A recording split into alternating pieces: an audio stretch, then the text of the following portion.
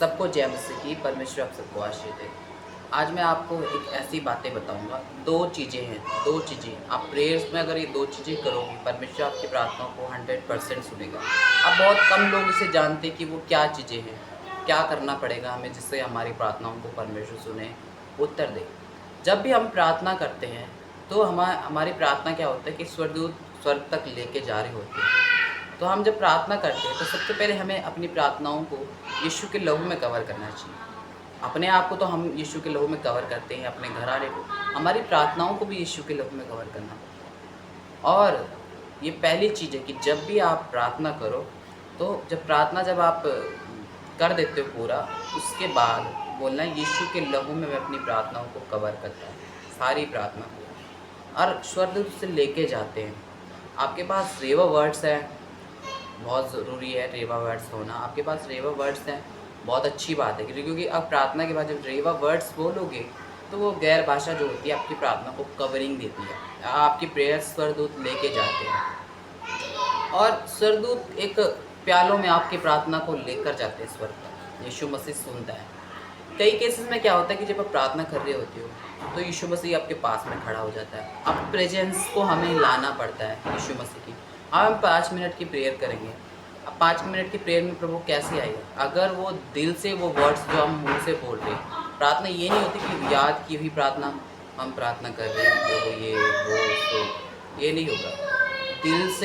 दिल से अंदर से जो वर्ड्स है ना, वो वर्ड्स आपको टच करने चाहिए। ऐसे वर्ड्स, ऐसे शब्द जो आपके दिल को छू रहे, जो आप बोल रहे हो, आपको भी वो फील हो रहा है कि मैं क्या बोल रहा हूँ, वो प्रार्थना यीशु मसीह सुनता है।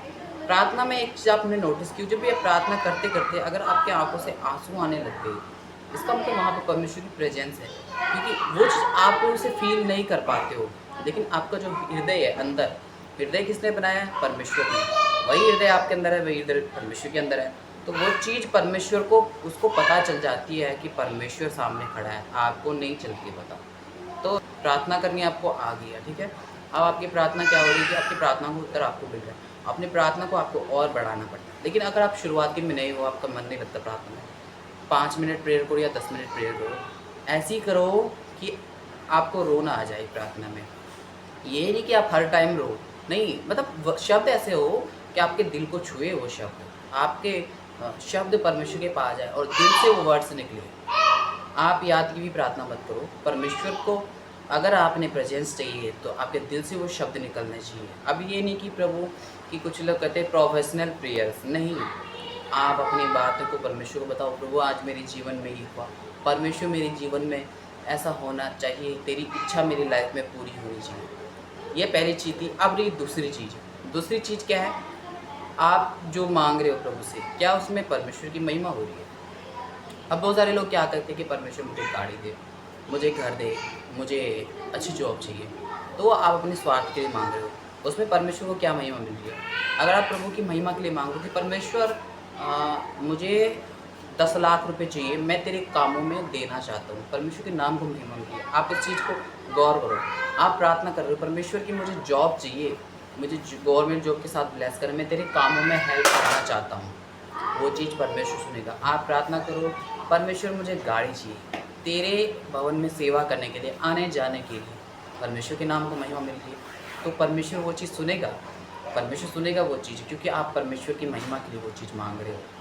परमेश्वर की महिमा के लिए मांगो। आज मैं जब सुबह जब खाना खा रहा था तो मेरे मन में एक बात आई, तो यही चीज़ प्रभु ने मेरे मन में डाली कि ऐसे करके मैं वीडियोस बनाऊं, क्योंकि बहुत सारे लोगों को पता नहीं होता। अब कुछ लोगों को तो पता है, कुछ लोगों को नहीं होता पता।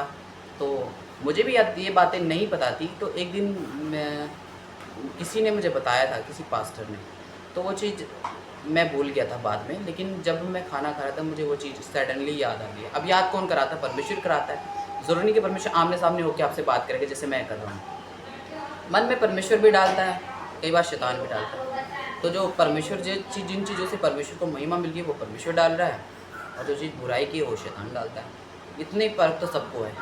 बाकी प्रभु आप सबको आशीष दे। वीडियो पसंद आती है, वीडियो को लाइक शेयर सब्सक्राइब ज़रूर करें। मिलते हैं अगले किसी नई वीडियो में, तब तक के लिए जय मसीह की। God bless you.